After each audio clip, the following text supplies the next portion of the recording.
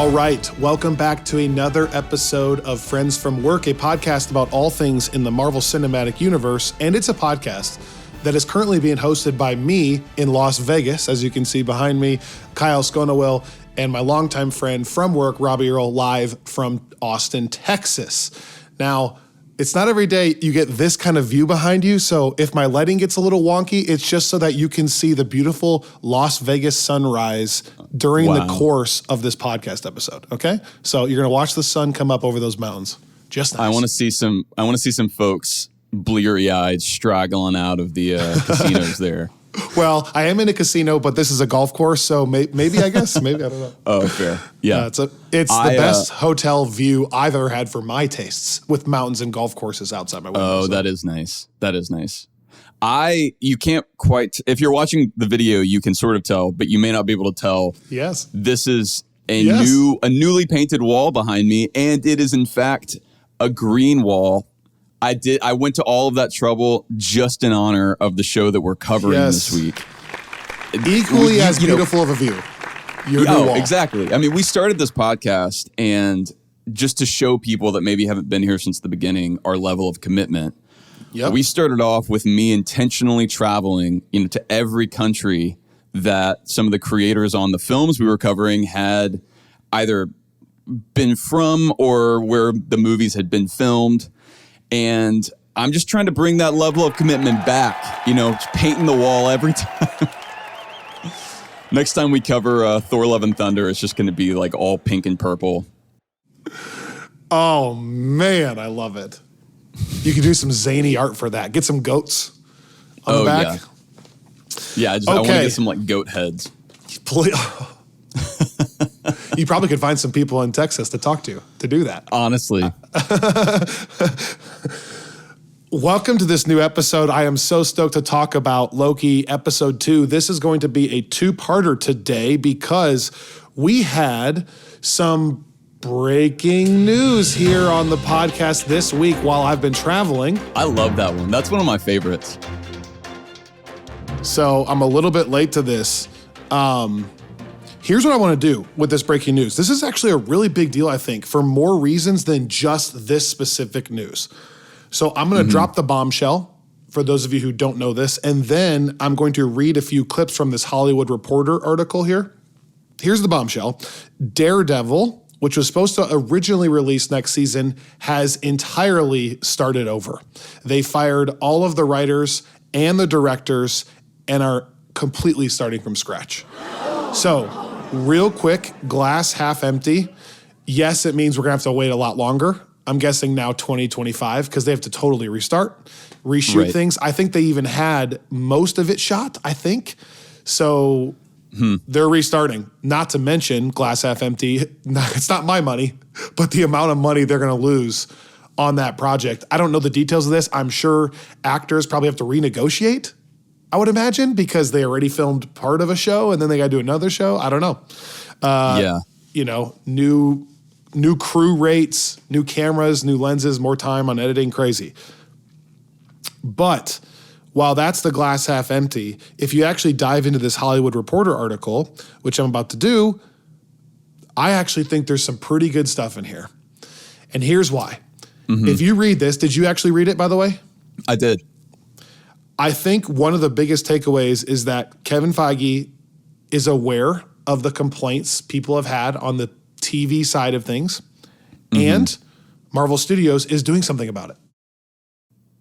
So for the people who were mad about the way some of the Disney Plus shows started, you can't read this and not be excited, I would think. I agree. And I took it as we've said this before whenever we've talked about Marvel just changing their pacing on the TV side. Well, really in general on the TV and film side. How it's a bummer to not get the kind of constant flow of new Marvel stuff, but also I think almost everything that we've gotten in Phase 4, I still would argue is really good. And I think that people would probably know that having listened to the last few years of our coverage. But I wouldn't argue that it's mostly excellent necessarily, or that it's all been on the level of kind of what we were used to prior to that. I think some of it has been. Not going to get into all that. But my point is, agreed. This to me is another like, okay, like if this means that there's a step back and then there's going to be at least an intentionality there that maybe hasn't been felt as much. I think that's great news, especially for a show like Daredevil, because you got to get that one right. Yes. Talk about a show that like people will eviscerate Marvel if they don't get this right, because there's such a community of people that feel like Marvel TV has never risen to the heights of Netflix Marvel, which is funny because really I think that they're just talking about like season 1 of Jessica Jones and Daredevil.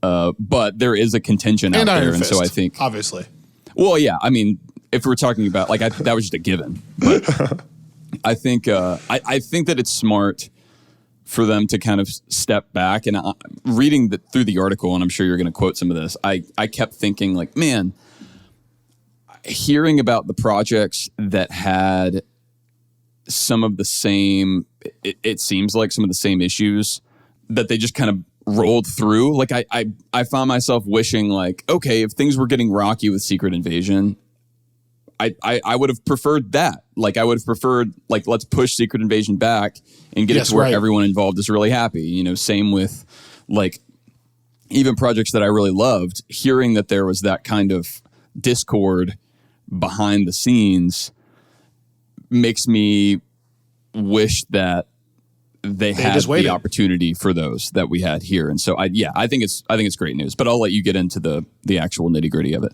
Yeah, I'll just read this. You know, I think it's not just time, by the way. It's not just pushing it back for more time. It's also a culture shift a little bit because Marvel has never really approached TV on this level.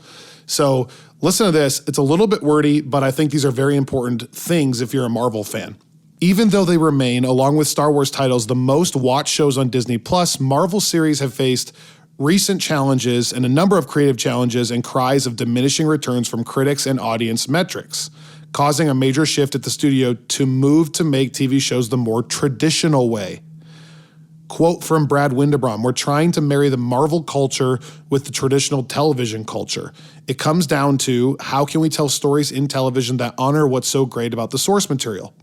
With Daredevil's new direction, Robbie, Marvel hopes to right the ship on a project with sky-high expectations, as we just said. The show is Marvel's first to feature a hero who has already had a running successful series on Netflix, running 3 seasons, but sources say that Corman and Ord, the original writers, crafted a legal procedural that did not resemble the Netflix version. Known for its action and violence, Cox didn't even show up in costume until the 4th episode. Marvel, after greenlighting the concept, found itself needing to rethink the original intention of the show. On the Oscar Isaac star Moon Knight, show creator and writer Jeremy Slater quit and director Mohamed Diab took the reins. Jessica Gao developed and wrote She-Hulk but was sidelined once director Kat Coro came on board. Production was challenging with COVID hitting the cast and crew, and Gao was brought back to oversee post-production, a typical showrunner duty, but it's the rare Marvel head writer who had such oversight. Okay, anyways, that's a lot, but here's where the article wraps up with what they're going to do. This is where it matters to us. As it moves forward, Marvel is making concrete changes in how it makes TV. It now has plans to hire showrunners. Gao's post-production work on She-Hulk helped Marvel see that it would be helpful for its shows to have a creative through line from start to finish. The studio also plans on having full-time TV executives, rather than having executives straddle both television and film. It also is revamping its development process. Showrunners will write pilots and show bibles, the days of Marvel shooting an entire series, from She-Hulk to Secret Invasion, then looking at what's working and what's not, are done. Wow. I mean, I think, you know, what's interesting, and I've already seen a lot of folks in the Friends from Work Discord kind of chatting about that. Quick plug here. If you haven't listened yet, after our Loki season 2, episode 1 review, we published an interview with the writers of this book. Oh, yeah. And it was a ton of fun. Regardless, you should go listen to it. It was one of my favorite interviews that we've done in terms of just my own enjoyment. But if you're not watching, it's the Reign of Marvel Studios book, by the way. Yes. Yeah. And so the reason I bring this up is ahead of that interview, I made a point to kind of dig into their coverage of Phase 4 just because I was kind of curious. We were recording our Loki episode the same day we were talking with them, and I just kind of wanted to get in their headspace there. And it's kind of crazy how much Joanna and Dave and Gavin like almost diagnosed the exact issue and kind of predicted if not predicted, handed Marvel the solution, I guess. I know some people are joking that Feige read the book and then made these calls. But if you do want to learn any more about kind of what the model has looked like, I would really recommend this book. We talked about it a little bit in the interview, but it is really fascinating. I mean, the book covers the entire the history, the ascendancy of Marvel Studios, starting kind of back with the pre-MCU stuff. And it's fascinating to see Kevin Feige along the way figure out what worked and how to separate the MCU the way that he did. And then kind of see how that there was difficulty translating that post-Endgame into the TV era. And I think the films were impacted by that. Like, I'm not saying that I don't think it's necessarily fair to say the TV shows are the only things that have suffered some in Phase 4 or been controversial. I think that it's... Hi, Samwise. It's kind of like they're in tandem in some ways, because I remember like way back when they first announced Disney Plus and they first announced that there would be Marvel content there. I remember Feige saying that his plan was to try to like he felt like the movies were working, that system was in place. So he was going to kind of turn his attention more to TV because that's what needed to be built. And I think that like what you're talking about with having full-time TV execs, like I think that's a great sign, because I do feel like it's felt a bit like Marvel Studios is stretched, like butter scraped over too much bread, if you will. I am very hungry this morning. No, I think it's really good too. We talked a lot in previous episodes and with Joanna and Dave last week about how Marvel has never been fan reactionary, and sometimes how Star Wars and Lucasfilm was too fan reactionary. I think this is the perfect balance. I didn't read this article. I don't take anything from that book to be that Marvel necessarily regrets everything they've done. It doesn't now mean that everything in Phase 4 was bad. None of that. It's just changing the process after getting a lot of feedback. So it's like Kevin heard everything for the last 2 years, processed it all, some of it good, some of it bad, and now we're making wholesale changes for the future, but it doesn't feel as knee-jerk of like, oh, we got to change everything. And honestly, that's partially portrayed by the series we're about to talk about, because Loki is still very good. I'm enjoying it very much, and that is a 6-episode miniseries. The same thing they're kind of talking about getting away from and doing multi-season serial type TV. So if they were totally clean slating, I don't think they would still plan on putting out things like Echo, Loki right now, etc. And so I think it's a perfect balance of taking the criticism, learning from it, and then hopefully for us as fans, getting a much better 2025, 2026 with just some absolute bangers, hopefully. I wonder how much the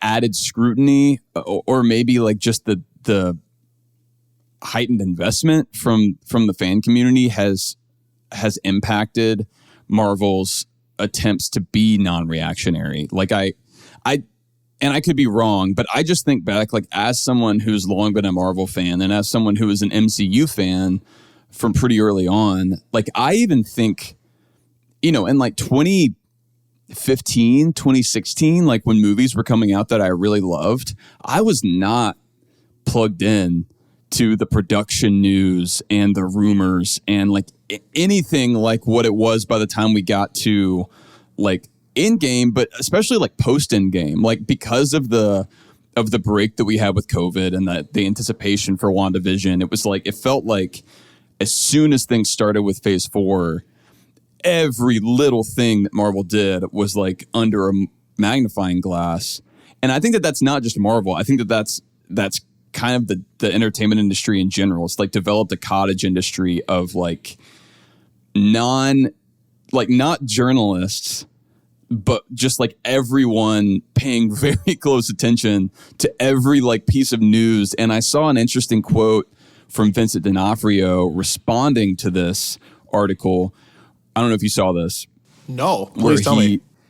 He was saying like, look, this is literally every project. Like he's like, every cool project I've ever worked on has had things like this behind the scenes where we had to scrap stuff or we had to restart. Like this is not weird.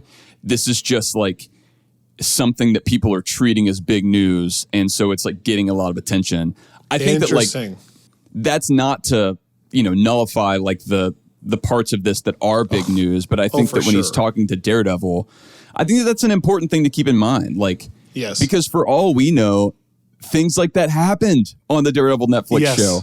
Yeah. But like in 2015 and 2017, like people just weren't. To your point, even during the height of Marvel's powers, like in 2014, I don't ever remember it being a thing of like, they let this one showrunner go. Oh my gosh, Hollywood Reporter. Right. Figure out what's going on. What's broken? Like, yeah, it just wasn't a thing. It was like this stuff probably just happened all the time.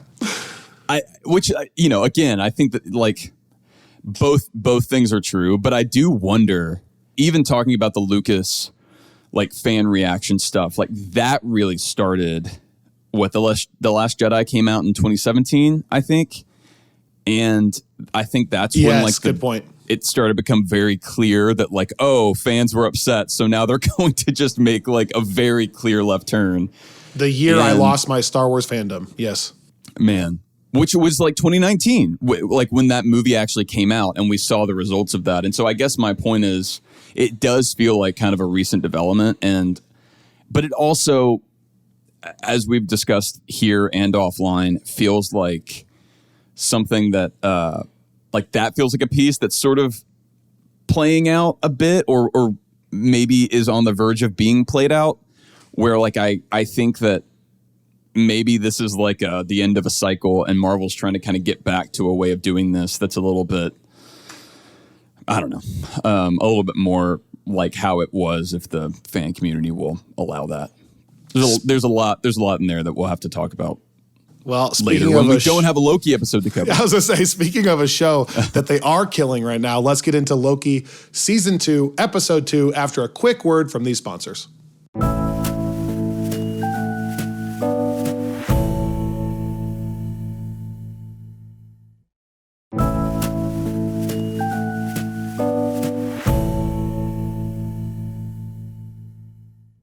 I know you're never supposed to talk about technical things on air, but one last thing, if you're watching this, yes, I realize my face is so red and the color is all off because I'm letting you watch this beautiful sunrise behind me. So I figure I can either stop this and fix it, but then get rid of the golf course behind me, or since you see my face all the time, why don't you just watch the sunrise instead and just accept that I'm in shadows, okay?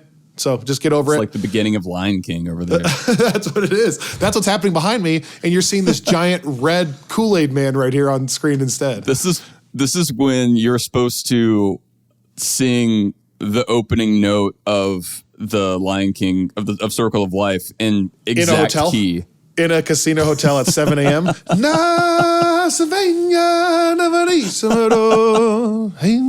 good. You don't realize how much I actually listen to that because of my daughter and because I love Hans Zimmer and Elton John and all that. So, all right. I thought episode 2 was really good, not as good as the first. If this is the weakest point, to me, this is still far above the weakest point of season 1, which for me was momentous. I am still fully in on this. I'm going to basically, just from a critical perspective, give 2 complete compliment sandwiches, okay? And then you can quickly react to that, and then I just want to get into some of the plot and question things, as well as obviously hear what you thought, but we haven't talked about it, per usual.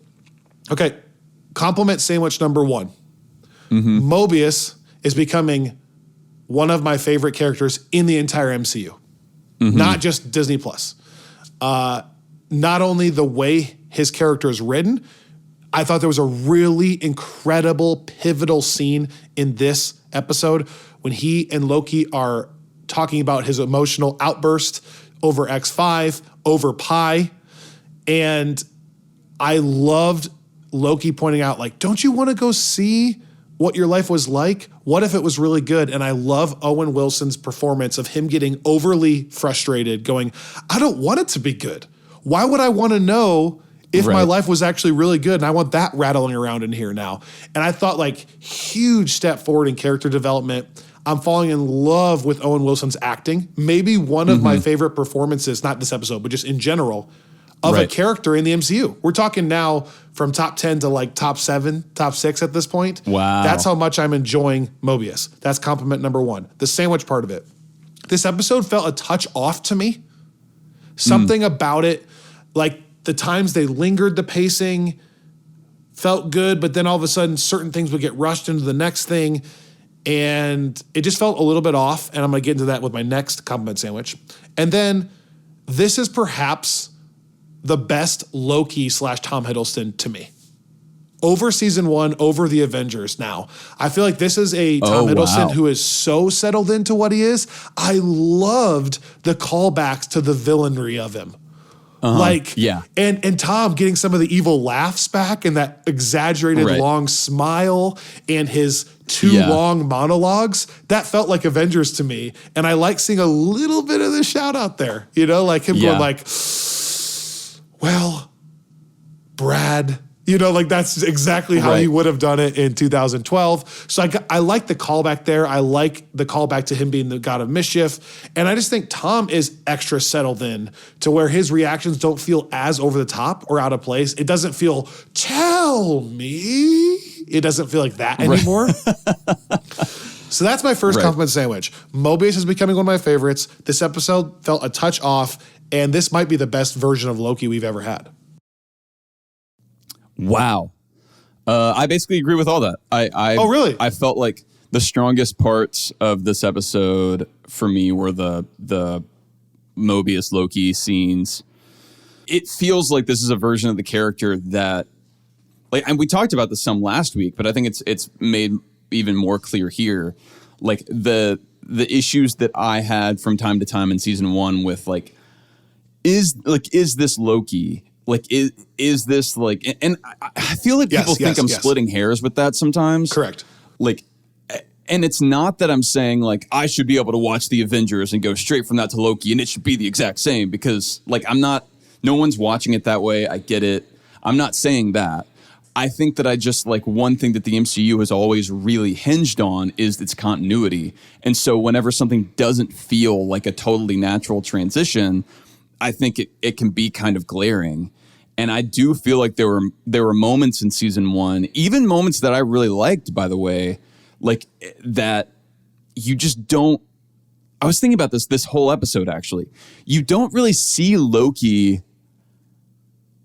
being very like effective, like as a warrior, like as like a god of mischief, as like a person. Like it feels like when you look back at season 1. No, now you do. Okay, but like I think back on season 1, like you see Sylvie being really effective. You see Mobius. You see like people in the TVA, and you do see Loki constantly humbled. Yeah, you're right.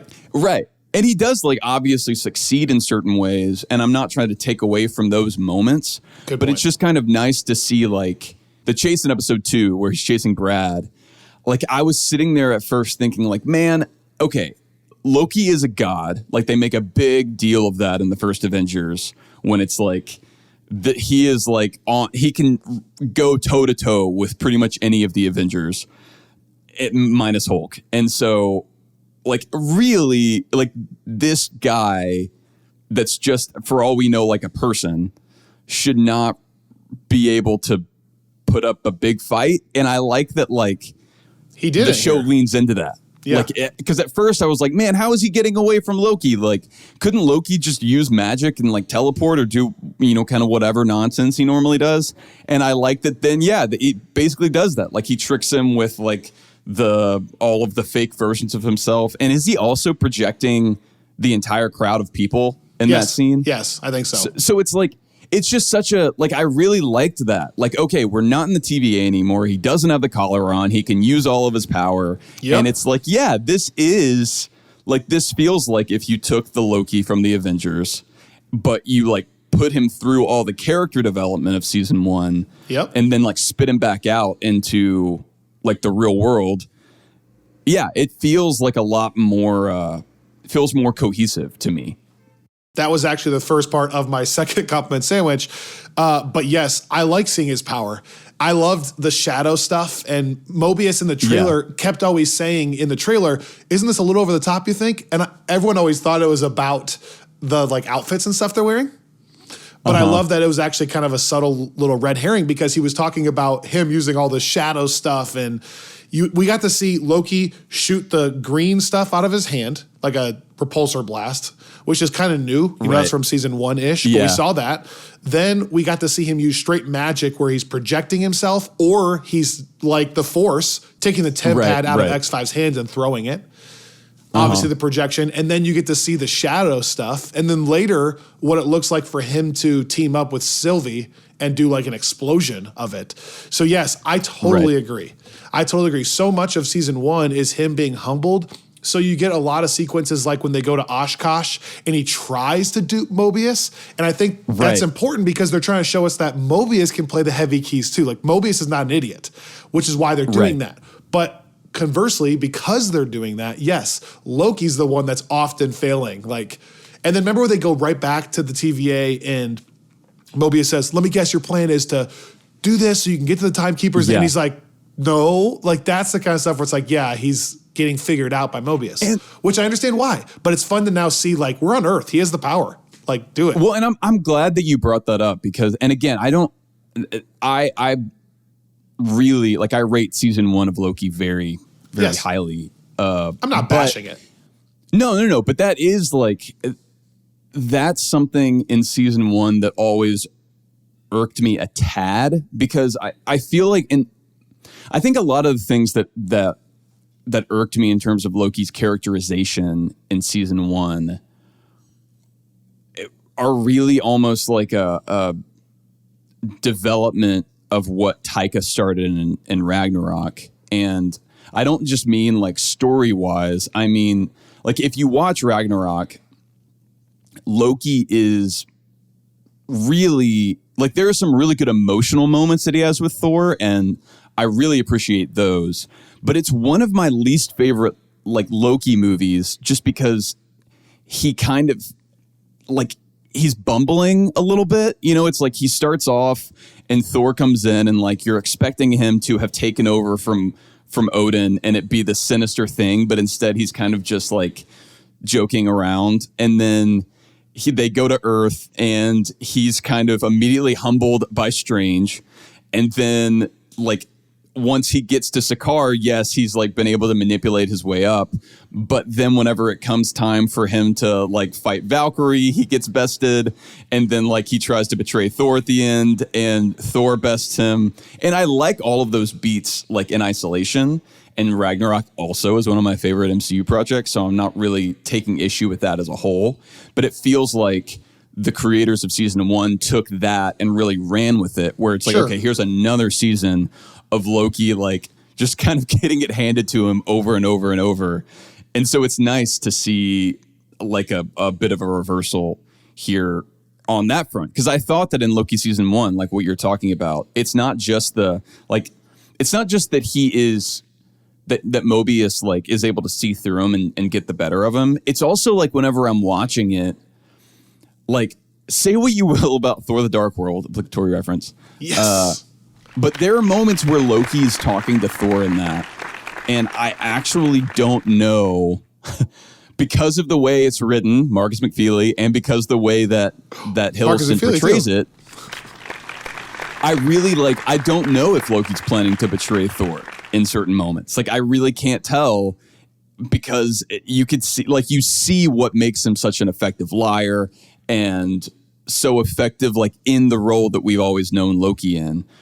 And in Loki season 1, whenever I feel like, again, like he should kind of be in that same headspace because Thor: The Dark World was the follow-up in the Sacred Timeline, then like every time he's like trying to be sneaky, I always, like, as an audience member, I can always see through it in a way that like was always a bit disappointing for me. Like whenever he goes back to the TVA and the scene you're talking about, where he's like, oh, I'm like steps ahead of you.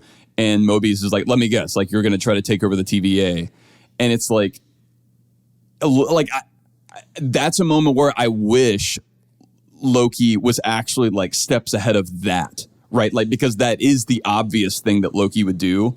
And I would prefer it if like, yes, Mobius can see through, but then there's like another step. And maybe even if Mobius can see through that and we have like a little chess match, but like there are all those moments where I'm like, this isn't really conniving. Like this is just kind of like, that was a little bit of the turnoff for me from the childish fight of Lamentis, where they're like, well, I'll cut your heart out. Well, then you can't enchant me. My mind's too strong. Like, it just feels like it just felt right. Yeah, almost backwards there. Where I'm like, I want to see a more conniving version, that he is steps ahead of Sylvie and doesn't have to like proclaim it.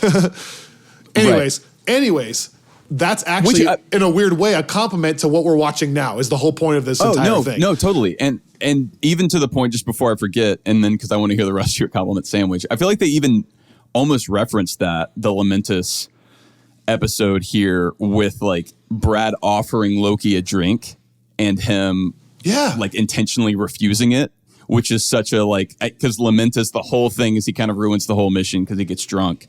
And I think that even there, it's Mobius who says, "Oh, you can have a drink," and then Loki says he's running, isn't he?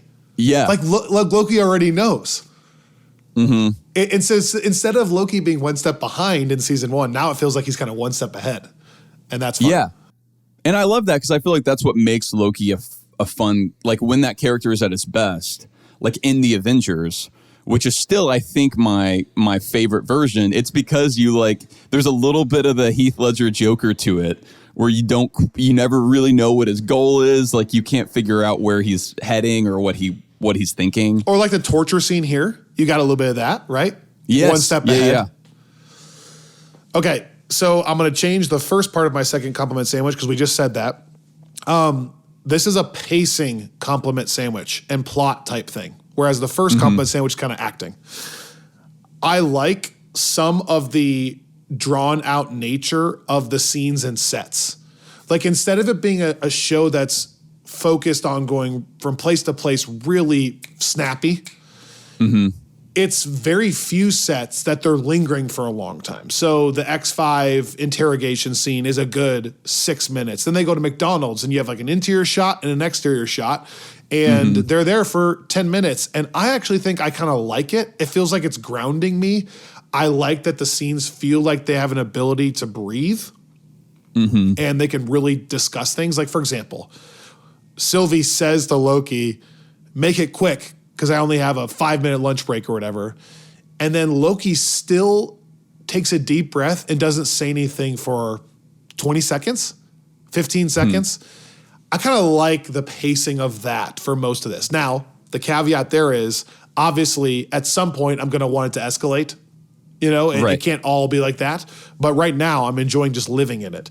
The middle part of the sandwich, I was confused at times as to what's going on.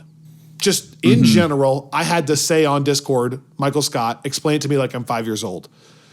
I was a little bit confused as to, like, why does Loki desperately need Sylvie?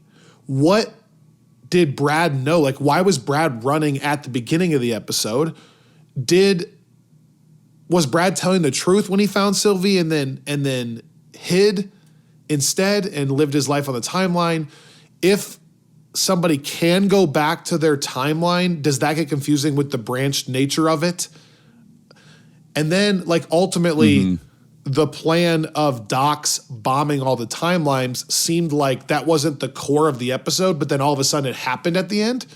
We're like, maybe they were behind a step, and that's the argument there. So I'll get to that in 1 second. But I was just a little bit confused in general as to what is Loki even trying to prevent, and why even try to find Sylvie that intensely? Because he didn't even know what he was trying to prevent at the time. So why were they so set on it? I I have some answers to that, by the way. That was just in the moment how I felt. And then I want to say, I am really hooked with where it could go, though. That's the thing, is I'm very intrigued now where we left the TVA, how we left Loki and Sylvie and their relationship, what Mobius is going through / feeling, the dysfunction with the TVA as a whole, also the technical dysfunction with OB and what's happening with the timeline, etc. I'm very intrigued on where it can go. So I like some of the pacing of the drawn out scenes. Although I was a little bit confused what was happening at times, I am still intrigued and hooked on where it could go. There you go. I think I'm pretty much with you there. I noticed, talking about both the pacing and the production, I guess, on the negative side, yeah, I felt some of those pacing things. It just wasn't as crisp as the first episode was. Yeah. And I felt like some of that was the writing. Like there were a couple things where it wasn't, it was never bad, but like, for example, there's a line where Casey's talking about when he's trying to figure out, where Renslayer's Tempad is or isolate that. And he uses the phrase, it's like looking for a needle in a haystack. And like, those are little moments to me where I feel like there are, in some episodes, like in what I would consider to be like the elite episodes of Marvel television or the elite films, like that would be a line that would either get too cliche, it would make it. Yeah, like or like they would find a way to kind of invert it or twist it or make it funny or like go like if you're going to use like the phrase that everyone's heard, normally I think that like the Marvel way is to play with it a little bit and make it. I know that that's such a nitpicky thing. It's not that that bothered me. It's just like something where I'm like, oh, like I almost expected him to go somewhere else with that, and then to just hear a character say, it's like a needle in a haystack, except, bring a magnet or like Tony Stark. Yeah, no, exactly. Because we've already had, that exact exchange in a very memorable, kind of Whedon-esque way. And so, again, not a huge issue, but I think maybe indicative of just like it's not like it's good writing. It's not great writing, I guess, at certain points in this episode. But then I would say like one thing that I liked, if we're talking about the pacing and the writing not being like top tier for me, I really liked the production. I really liked like what you were talking about, some of the sets, but also like that thing that Loki pulls in to torture Brad. Like, I love that it's this like clunky physical rolling thing. The imagination of the entire TVA is unbelievable. Yeah. Well, and they could have brought in any kind of interrogation tool. They could have brought in anything that we've been used to. But yes, I love that it's a total clunky new, like it looks like a vacuum almost.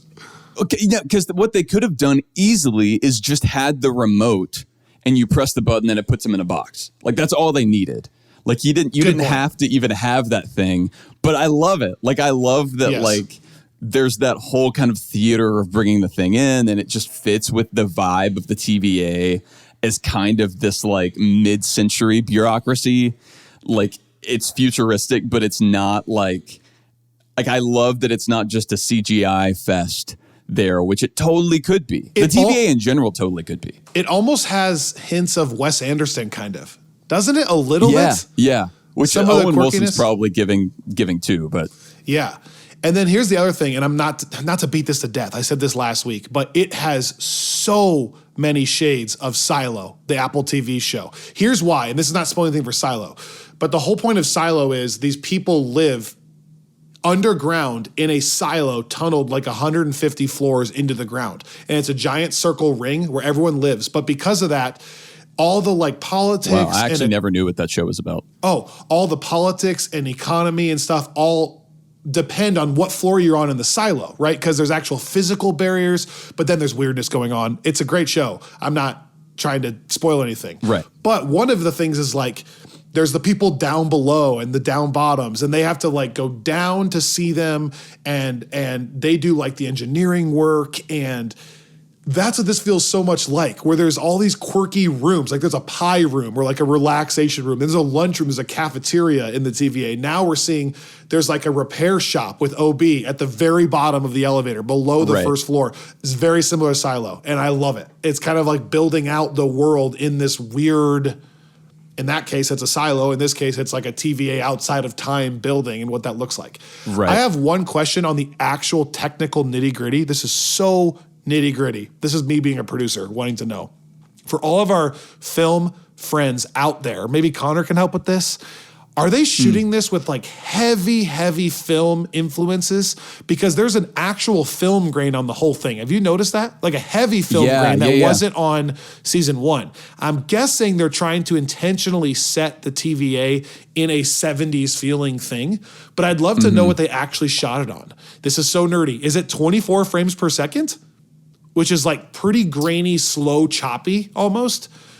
Yeah, I don't need to explain it. That's a good question. I want someone to actually write in and answer that question for me. Yeah. What's the technical thing they're doing right now? Because it's very grainy. Kind of in a cool way. Can I ask? I know that we're going to get into some of the questions that were raised here. That's how I want to close the episode. Last 10 minutes. Yeah, I want to ask one kind of big question that I've thought about, just talking about the TVA. I thought about this in season 1. I'm sure we talked about it some there, but I keep wondering. Okay, the way that the TVA was initially explained to us, it covers like the entire universe, right? I mean, I guess technically the multiverse, but it's the universe because of the work that they're doing, not just Earth. So technically, I mean, because like we're talking about like Lamentus, we're talking about like Mobius bringing in Titans and vampires, and like, but it's just these 2 Lokis. I think that one thing that I've liked in some ways about season 2 is it's trying to expand the scope of the TVA. But I think one thing I struggle with a little bit is like, if that is the case, like why is all of it so Earth tied, and why are there only like a handful of people that we ever come across here? Like shouldn't the TVA be like this massively like sprawling thing that we like see like out the window, like we saw briefly in episode 1. This is not a critique, really. This is just me like maybe clarifying. Like I know that you can only cover so much in a show, so I'm not like we should have a cast of thousands of people. I'm just saying like it feels kind of like a small organization for how big it should be, right? In terms of like the people that we're actually interacting with. I totally agree. The obvious answer back to that would be, they don't have time to show everything that's happening. So we're kind of zoomed in on one little chapter in the TVA. It happens to be an important chapter, but we're only seeing these characters. Like, would it benefit you that much to also then constantly see vampires being brought in or whatever? I understand what you're saying, but I think we're just getting one little peek. The second thing I would push back on is, it feels a little bit like Guardians of the Galaxy Volume 3 with Counter-Earth, where maybe in the MCU, in that galaxy, there is a recognition that Earth is special. A little bit over some of the other places. I mean, we've had that reference in Guardians 3. We've had that reference kind of from Thanos, where he knows Earth. Even Asgard is aware of what Midgard is, and so maybe there's a little bit of an emphasis on Earth. Obviously, the real reason there's an emphasis on Earth is because that's what they want to shoot it in real life. But maybe in the MCU canon, there's an emphasis because Earth is a little bit different than a lot of other places. And then I'd also say there's probably a little bit of an emphasis, although season 1 emphasized like Lamentus, et cetera. But I think there's a little bit of an emphasis on Earth just because Sylvie and Brad, if they want to go to the sacred timeline anywhere and live their life, I don't think those are bad places to choose. Like Sylvie just wants peace. I don't know how many places in the galaxy you can just go kind of be in Oklahoma and not be bothered as easily. So I think in this case, like, do we even know that when the sacred timeline was being bombed, when all the branches were being bombed at the end of the episode, do we even know if that was on Earth? Because remember, they go through another temp pad. Like, that could have been a different planet. That's true. That could have been. And like, there is you're right. I mean, like, there's the fact that Kang / He Who Remains is a a human, like that's that true. Also that makes sense. So if he built the TVA, his ideas are coming from a human brain and like what his experience was. Because I do think it at least from what, and this is a question I also had in season 1, like, are there different TVA departments that are like totally populated, like all the analysts are like aliens, like, you know, like we've got like Kree that were pulled out from like their spot on the timeline, or is every TVA worker human? It sure feels like they're human right now, because even all the extras are humans in the background. Right. But we've also never gone anywhere in Loki where there are not, like, because even Lamentus, everyone looks human, you know? So I guess, like, I'm just wondering if... I think it's a fair question. I'm not belittling the question. I think that there are just practical hurdles that they're just avoiding. They're avoiding. They don't want to spend a bunch of time on CGI of aliens, for example, probably. In a show, no, but I get. But I get what you're saying. I think in theory, the answer is yes, there are. We just won't ever see them. Yeah, no, and I think that like it's something that I think about sometimes with Marvel projects, but also just anything where you're dealing with kind of sci-fi stuff here. Like, I think it's a real challenge to make sure that, like, if you're going to try to make something super, super grand, that you find ways, just little bits here and there to show the scope of it. Because there are parts sometimes where it's like, okay, the fact that, like, but then I don't know. I think the answer to the question I'm asking is He Who Remains, like that, because he's a human. He's human, and also like everything we saw in season 1, he made happen. Like, that was all intentional. So like that takes some of that, because part of me is always like the fact that the one judge that we met in season 1 happens to be like the person that has known He Who Remains forever, feels very convenient. But then it kind of makes sense because he led them on that entire journey and led her on that journey. Again, so I think the scope of the TVA is massive. We're only seeing one chapter. However, we're seeing a very, very, very important sect of the TVA, clearly, because the whole TVA is falling apart, and we're seeing the people that are trying to work on it right now. Right. And I think in that case, you saw Renslayer intentionally because of her connection with He Who Remains and all this. A couple of things for me really quickly. At first, I was curious, why did they even need to get to Sylvie? And then I was a dum-dum, and Greg, I think, responded on Discord and pointed out that I think not only is Loki wanting to get to her because of emotional ties, but because he saw the future and she's in it. And so what does that mean? Like, I know I have to find her. Even that is a little interesting for me, because even if you didn't find her, you saw the future where she shows up and you see her again. So like, does he feel like he has to play a role in getting her there? Which is, this feels so much like season 5 of Lost with the time travel stuff, which is, and I love it. Is it the whole show? Is it whatever happened, or can they influence it?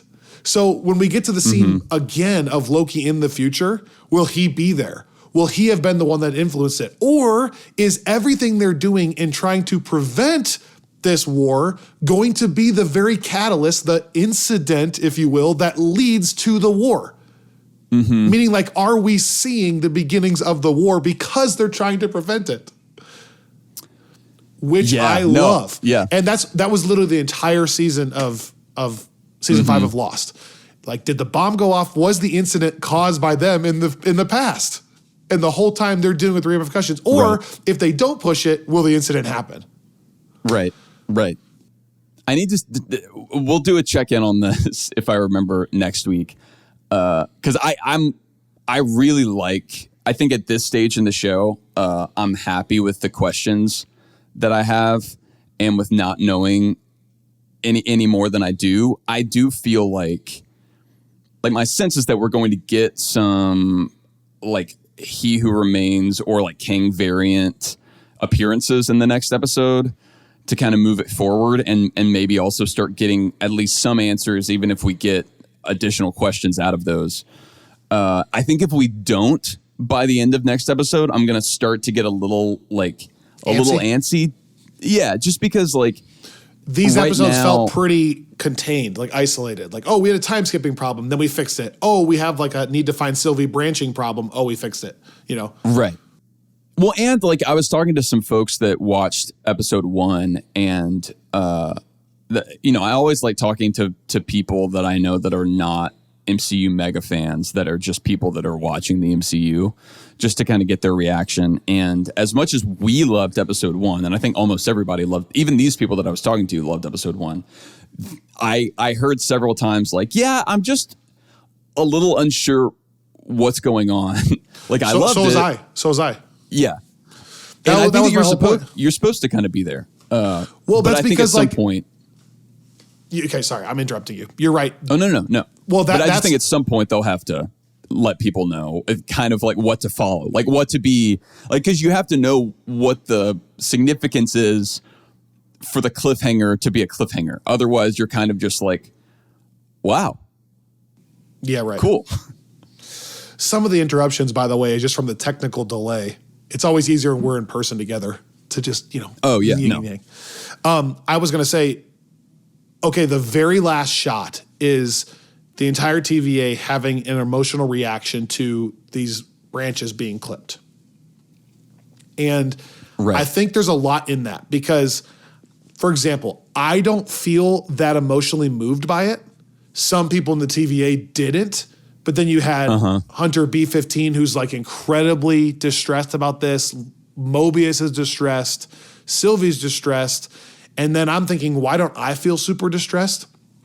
And I think a little bit of all this comes back to the questions we were just having. I don't even know that I know or Loki knows even what he's trying to prevent. So like, is Kang trying to get to the TVA? Is Kang trying to take over each individual branch? Like in Sylvie's branch, there's a Kang that eventually is going to find her. Is that what he's worried about? Or is he worried about him stopping the TVA from what they're doing? And I think that all plays into even Loki's conflict with, should I feel sad that these branches are being stopped? Like, is it predetermined? I'm not saying it's a bad thing. I'm saying I think he's feeling that too, where it's like, what are we fighting for? Like, I know he wanted to find Sylvie, but then it's like, I'm supposed to feel bad that these branches are all clipped because that's millions of lives that now don't exist. But it also, ironically, kind of buys the TVA more time. Like it buys OB more time if these branches are clipped, right? Now the thing's not overloading as much. And like it does get rid of the other Kang variants that he's trying to prevent. Yeah. But he's supposed to feel sad about it. And I think that entire conflict that he's sitting in is what I'm sitting in as an audience. Like that moment's never going to hit for me as emotionally because I don't even know if I'm supposed to be cheering for it or not. And then how that actually practically looks, I don't know either. That's where I was kind of left at the end of it. I'm not sure. Yeah. No, I think I really do feel like I need some clarity and I need some things to move along further in episode 3. Again, that's not even an indictment of this episode because I think at the end of this first kind of third, I'm okay with where it is. But I really want to know, like I think that at the end of episode 2 of Loki season 1, and granted, it's a lot easier. There's a lot less going on. But like I had a pretty clear sense of where we were. Like they were looking for this variant. Loki finds him, but instead of turning her in, he goes with her somewhere. Like what is that? Like how is that going to impact things? What's like you understand kind of what's at stake at that point. And I think Loki's trying to get away from Mobius still. It's more simple on paper. Right. If anything, that's what people were upset with about Lamentis is they were like, oh no, there's this story I'm really into and now you're taking me away from it. Correct. But I don't know what I'm actually on the edge of my seat about for here. Like other than just I'm enjoying the show and I'm really excited to see like there are bigger picture things I want followed up on, but most of them are threads that were left dangling from the finale, from like season 1, not anything that's happened as much here. Okay. But I thought there were actual issues with Lamentis that I don't feel either of these first 2 episodes. So if the plane is landed in episode 3, 4, 5, 6, I'll never look back at 2 as like a lull. Does that make sense? Right now where we're paused, I don't know. But I still think that that's not one that's irredeemable because I don't think there's anything wrong with it. No. I think really this is the only reason I'm even talking about this here is because I'm articulating what I need episode 3 to do. And so if we kind of come back, I want to then be able to respond to that based on how it delivers. I think we are in desperate need, not just for Loki, but for the, like, if this entire MCU saga is about the multiverse, I really need, I need some exposition. I need some clarification. Yeah. I just need to know the stakes. Like, I'm losing track of the stakes. And that's not this show's fault. But yes. No. It's not this show's fault, except like we talked about this at the time, and they bring this up in the MCU book. But Waldron, he jokes about how he kind of opened up this Pandora's box in the Loki finale, and how he was going to make somebody else come in and deal with the ramifications of that, and then it was him that had to kind of follow up on that in Multiverse of Madness. And then he kind of kicked the can again, I think, in Multiverse of Madness, because he did explain in Incursions, but barely. It was, it was just barely, because was it dream walking? What do they call it? We are in desperate need of a movie that just straight lays out the stakes. You're right. Like, here's what's happening, guys. And then you can still get away from that and do a side project. Like, you could still do Captain America and it has nothing to do with that. That's fine. But yeah, we need something to just clarify. And maybe that will be the last 4 episodes. Maybe it will just straight up tell us, okay, like maybe episode 6 of this is like, oh my gosh, this is what's happening. It's so clear. Like, Kang's here now. Yeah. This is what it looks like. And yeah, I mean, in fairness, we didn't get a lot of that until the finale. I saw some people in the Discord pointing that out, like when we're looking at Loki season 1. So I still want the finale here. Like, I would love for it to get the chance to be as impactful as the season 1 finale was. But I still think that, like, we need, I need to know, to your point, what it is that everybody is after.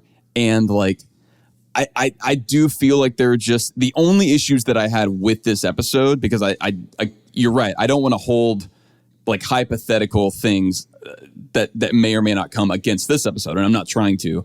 The only things here that I felt were maybe some like as much as I loved the continuity on the Loki side and on the Mobius side, like, because even what you're talking about with him, like, getting mad at Brad, I'm glad we got that from Mobius, because I was asking some of the same questions that Brad and Loki are asking with, like, aren't you bothered that, like, you now know that you're a variant? Like, and I like seeing him finally engage with that. But there were some characters, like, I'm having a little bit of a hard time buying the B-15 transition to, like, she is now, like, so hardcore in the camp of, like, a zealot. It is, yeah. It's like genocide when we're like cutting off all these branches, and I get it. Like, she didn't know that they were all variants before, life, and that's what did it. Which I buy on paper. I'm just not sure I buy it on screen. It's such a, like, somber moment for her. Like, and she builds it up where she's like, Mobius, you have to get back here. Like, and like, I was like, oh my gosh, like, what's going to happen? Like, what are they walking back into? Is there a version of Kang there? Like, is there something? And so to me, it felt like, oh, they're like watching all the timelines get pruned, but that's literally what the TVA has been doing, like, as their main job for all of its existence. That's a little bit of what I was hinting at the end there. Or like the emotional driver in episode 1, where she's like, no, do you not understand? We're committing atrocities. And I'm not as moved as I probably should be. Well, especially because, like, that, and again, I'm like, I don't want to be overly glib, but, like, I get that she didn't know prior to that she was a variant. I get that. But she knew that they were cutting off timelines. Like, that's not news. Like, they always knew that. Yeah, just because now it's humanized, I guess. But yeah, you're right. I guess now, like, the timelines exist. Like, it used to be like they were basically cutting them off at the inception point, and now it's like because before people had lives and. But even I don't know. But again, all of this is kind of coming back to me of like, I just want to know, what is the difference? Is there one? Like, how long has that timeline been branching in real time for those people? And doesn't matter. Like, are you actually like killing those people really? Or are you just like erasing the choices that they've made or that have been made that took them like however far down this branch? And like, what does that mean temporally? Like, how much time has passed in each branch since He Who Remains was killed? Because it looks not a ton if you're looking on the where the branches are, but I just don't know what it even means. But yeah, you don't know how long each one is. I don't know what the scale What's is. the ratio? I need a map key. I need a map key. Every 6 inches on that screen is 6,000 years. Okay, so you gotta put your hand up. Yeah, see, that's all I need. Then I can extrapolate, or Lance will for me on Discord. That's all we have, Lance. That's all we have for listeners. Thank you for listening. This is such a fun community to be a part of. I'm closing this episode, but in my typical spiel, I would just say thank you and all that stuff, and I do mean it so much. Just know that this is a special week, Ravi, because this is the week Spider-Man 2 comes out. So before you hear my voice again, you might see me on YouTube playing Spider-Man 2. Oh my gosh. And then I'm really excited for Loki episode 3. Feels like it's got to be a little bit pivotal. It's a good time to be alive right now. It is. Side note, I'm going to go see The Creator tonight in my hotel movie theater. Oh, nice. So nice. we'll see. Oh, and talking about this week, I did want to give a quick update just because I think we said this a few episodes ago. We are going to be soon doing our first ever kind of non-Marvel comic book club entry. We kind of started off with this merging of the Comics Corner and the Comic Book Club with the Hickman run, which is still going on.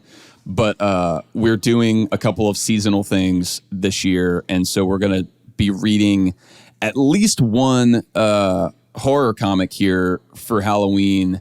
And I think I talked about us reading this Tinian Nice House on the Lake book. We still are.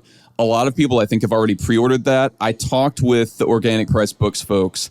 It not because of them, but I think just because of the publisher. That release date was pushed back a week, I believe.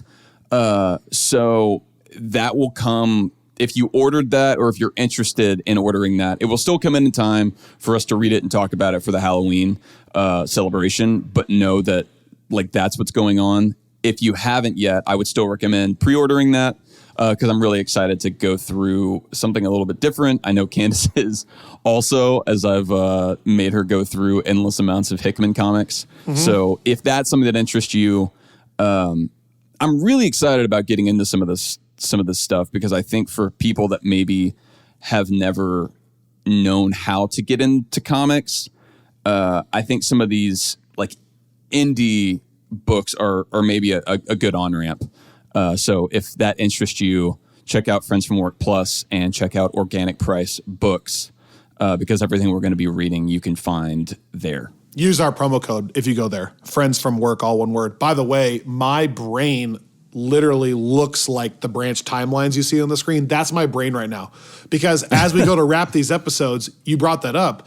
That's just one tiny aspect of things I want our audience to know, but there's so many. We have a new episode coming out next week with Candace and Emily. That's a fun experiment for Friends from Work Plus people, covering a totally different movie, and we talk about it on that episode. I told you about Spider-Man 2, YouTube, there's that side of it. And then I've been churning out these football episodes as well, hoping that certain seasons turn around there so I can have some fun guests over there. And then Hugh and I did the Reign of Marvel Studios book interview that if you haven't heard, you should check that out. That's really cool. Yeah. We have a tentative maybe with Natalie Holt again, the composer of Loki. So we're trying to figure that out. That's why my brain is literal spaghetti right now with all the things that I want our audience to know. We're less than a month from the Marvels, which we have Tickets are on not sale. even had time to talk about at all. Right. So yeah. I want to make a friendly reminder screen recap of the Marvels. I got to do that. There, literally. And then, by the way, if you're a tier 3 Friends from Work Plus subscriber, we really want you to get your episode submissions in because we want to do something for you guys for being such dedicated supporters of the podcast. So Robbie and I have this group text that we're just constantly churning out ideas. Anyways, you guys all know that already. You also know that we're chatting about these shows on Discord if you find that channel, Friends from Work on Discord. And then we're on social media posting reactions at the FFW Podcast. And we have a website that I tried to update yesterday, the ffwpodcast.com, where you can find links to not only Friends from Work, but also Friends from Football and Screensaver right there on the homepage. So that can kind of get you all directed. Oh my gosh, it's a lot. It's a lot. Man, I know. And I'm thinking of other things, but I have to prioritize. There's only so much information. Right. But the headline is, it's a great day to be alive. Thanks for listening. We'll see you next time here on Friends from Work. Little Travis trip for you.